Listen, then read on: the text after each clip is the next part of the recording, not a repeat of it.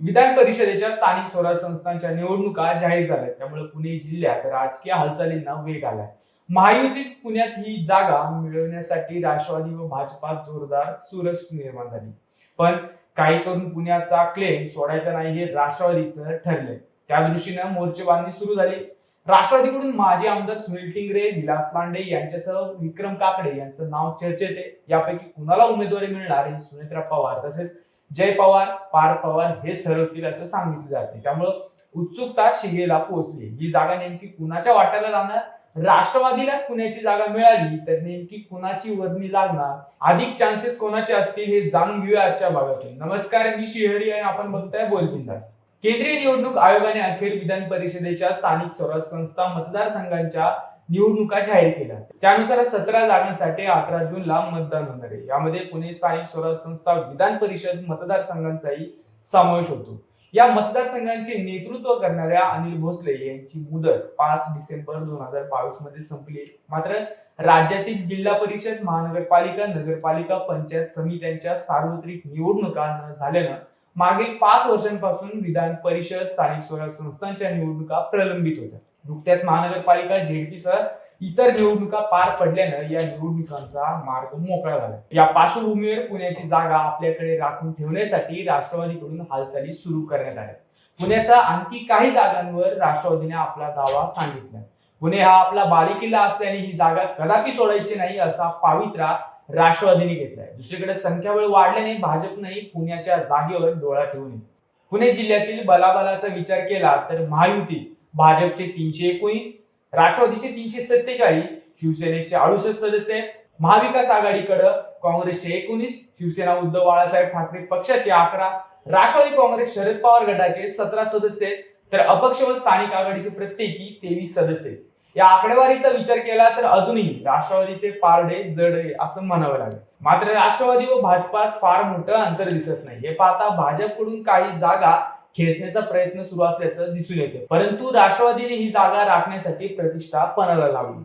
पुणे हा पवार कुटुंबियांचा गड म्हणून ओळखला जातो. त्यामुळे राष्ट्रवादी काही झालं तरी पुणे सोडणार नाही असं म्हटलं जाते. राष्ट्रवादीकडून या जागेसाठी माजी आमदार सुनील टिंगरे, विलास लांडे, योगेश बहल, माजी खासदार संजय काकडे यांचे चिरंजीव विक्रम काकडे यांची नावे चर्चेत आहेत. यातील विक्रम काकडे हे पार्थ पवार यांचे निकटवर्तीय म्हणून ओळखले जातात.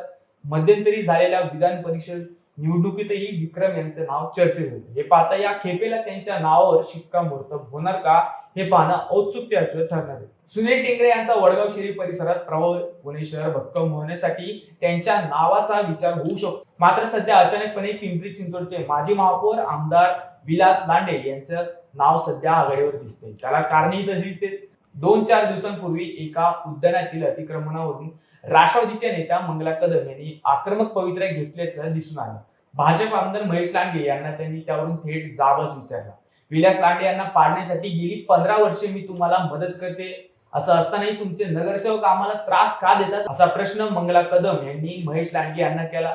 रागाच्या भरात मंगलाताई बोलून गेल्या, पण त्यातून एक गोष्ट समोर आली. ती म्हणजे मंगलाताई इतकी वर्षे राष्ट्रवादी विरोधात काम करत होत्या. हे सगळं व्हायरल झाल्यानंतर राष्ट्रवादी संतापाची लाट उसळली. अनेकांनी ही गद्दारी असल्याची टीकाही केली. याबाबत पार्थ पवार यांनी स्वतः फेसबुकवर आपली नाराजगी जाहीरपणे व्यक्त केली. आता हे सगळं प्रकरण विलास लांडे यांच्या पथ्यावर पडू शकतं असं मानण्यात येते. पिंपरी चिंचवड शहराशी अजितदादांचं वेगळं कनेक्शन आहे. दादांनी त्या शहराला खऱ्या अर्थाने स्मार्ट शहर म्हणून विकसित केलं. परंतु बदलत्या राजकीय समीकरणांमध्ये भाजपने पिंपरी चिंचवड पालिकेमध्ये वर्चस्व मिळवलं. अलीकडेच झालेल्या महानगरपालिका निवडणुकांमध्ये भाजपचे स्थानिक आमदार महेश लांडे व अजित पवार यांच्यात जोरदार राजकीय संघर्ष झाला. त्यावेळी लांडे यांनी अजितदादांबद्दल वापरलेली भाषा अनेकांना पसंत पडली नव्हती. तथापि महानगरपालिका भाजपने जिंकली तर काही दिवसातच अजितदादांचे विमान अपघातात दुर्दैवी निधन झाले. स्वाभाविकच दादांच्या पिंपरी चिंचवडचा उमेदवार दिला पाहिजे अशी भावना बळकट होताना दिसते. महेश लांडे यांच्या कार्यपद्धतीबद्दल राष्ट्रवादीत नाराजगी, त्यांचं धुसमुसळ राजकारण आणि मंगलाताई प्रकरण यामुळे पार्थ पवार ही वेगळा निर्णय घेण्याच्या मनस्थितीत असल्याचं सांगण्यात येतं. शहरातील आपलं अस्तित्व टिकवायचं झालं तर तिथल्या नेत्या कार्यकर्त्यांना बळ द्यावं लागेल. आज मी तिला महेश लांडे यांना विलास लांडे हेच टक्कर देऊ शकतात हे राष्ट्रवादीतील नेत्यांना ठाऊक झाले. त्यामुळे त्यांच्या नावावर शिक्कामोर्तब होण्याची दाट शक्यता आहे. राष्ट्रवादीच्या योगेश भोवले यांचंही नाव आधी चर्चेत होतं, पण ते काहीसं मागं पडल्याचं दिसतंय. दुसऱ्या बाजूला भाजपकडून माजी आमदार जगदीश मुळीक, गणेश बिडकर यांची नावे चर्चेत आहेत. यातील बिडकर हे मुख्यमंत्री देवेंद्र फडणवीस यांचे विश्वासू म्हणून ओळखले जातात, तर मुळीक यांनाही विधान परिषद देण्याचं आश्वासन देण्यात आलं असल्याचं सांगण्यात येते. त्यामुळे भाजपच्या वाट्याला जागा आली तर कुणाच्या पारड्यात पक्ष मत टाकणार ही पाहावं लागणार. तुम्हाला काय वाटतं हे कमेंट करून आम्हाला नक्की कळवा आणि अजूनही आमचे चॅनल सबस्क्राईब केले असेल तर आत्ताच करा. जय हिंद, जय महाराष्ट्र.